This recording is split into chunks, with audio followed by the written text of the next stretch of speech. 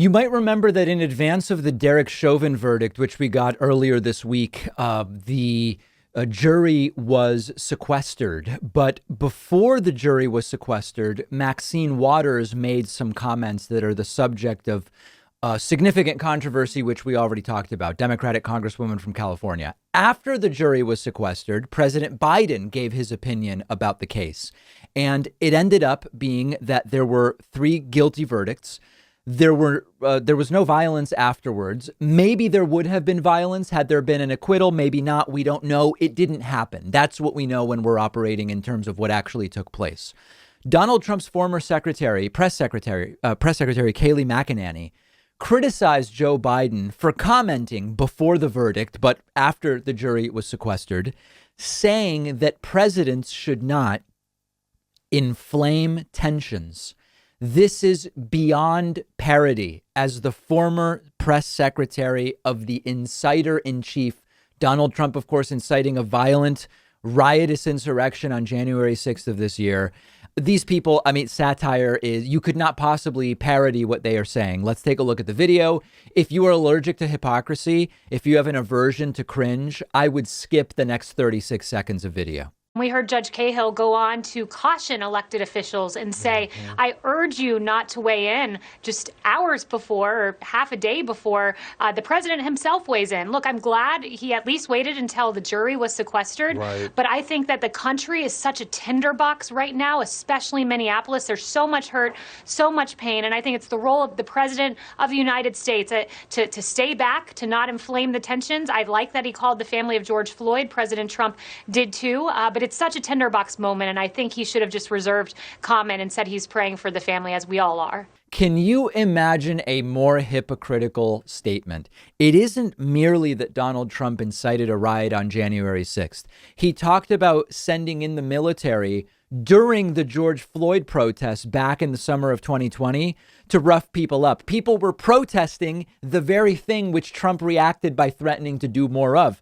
And on and on and on with other examples. It's just too much. It's too pathetic. And by the way, it's not just Kayleigh McEnany, whose former boss was doing it.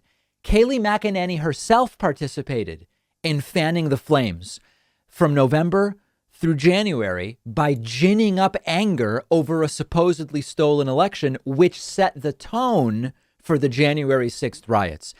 Trump would not have been able to incite the January 6th riots if there had been silence about a supposedly stolen election and Dominion and massive dumps and all of this different stuff from November to January.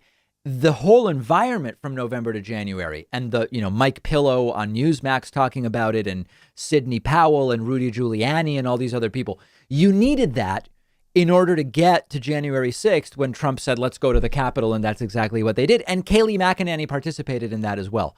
She says Biden shouldn't inflame tensions when Trump was the guy who said, when the looting starts, the shooting starts, and said, oh, they're protesting police brutality. I'm going to send in the military to rough them up and stop the protests. So, yes, this is the painful hypocrisy we've seen for years now from these people.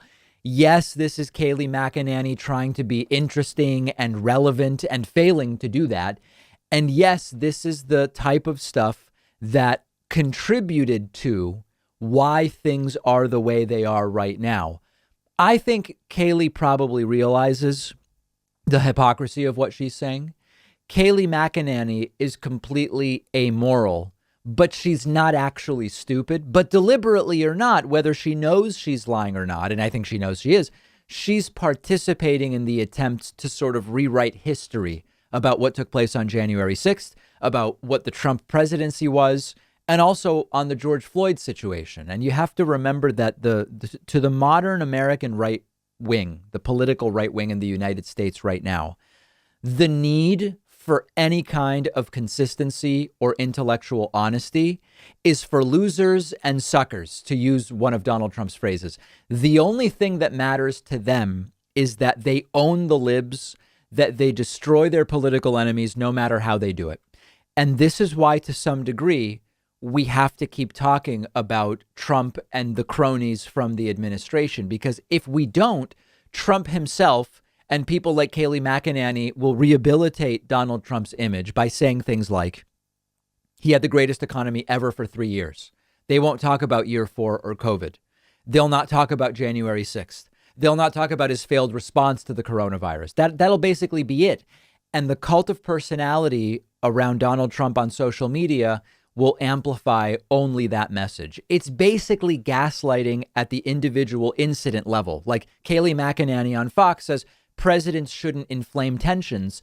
But then you remember, oh, it's part of the bigger picture of an effort to rewrite history about Donald Trump. So whatever is in Kayleigh's mind, at minimum, even if she knows that she's being a hypocritical liar, she's at least indifferent to the blatant double standard of her words publicly and her former boss's actions. And that's already bad enough.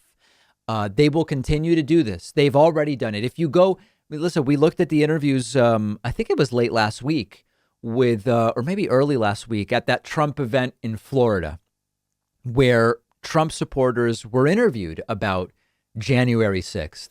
And they now believe, I think they have actually fallen for it. They're not just saying it. They have fallen for it wasn't really Trump supporters. It was Antifa in disguise. And anyway, they were peaceful, which conflicts. It's like, wait a second. Were they peaceful Trump protesters or were they not really Trump protesters? Somehow it's both. They were peaceful Trump protesters and they were also Antifa. Whatever. They've fallen for it. And we can't allow it to become the predominant narrative, because otherwise that's how you end up with George W. Bush now being seen as just this friendly old man rather than the disastrous war criminal that he actually was. So we're going to stay on it. That's for sure. One of our sponsors is Apostrophe, a prescription skincare company for people ready to start taking their acne seriously. Prescription acne treatment really does work, and Apostrophe makes it easy to see a board-certified dermatologist online. You'll get treated immediately. Medications are delivered to your home, no waiting at the doctor or at the pharmacy. You answer some questions on the website, take a few pictures of your skin, and your dermatologist will prepare a personalized treatment plan tailored to your specific needs. Apostrophe treats acne, but they can also help with issues like redness, wrinkles, and dark spots. I went through the questionnaire process myself. Everything is super easy. They ship right to your house. It's really a great experience. Apostrophe will give you $15 off your first dermatologist visit at apostrophe.com/Pakman. The link is underneath this video, and make sure to use the coupon code Pakman.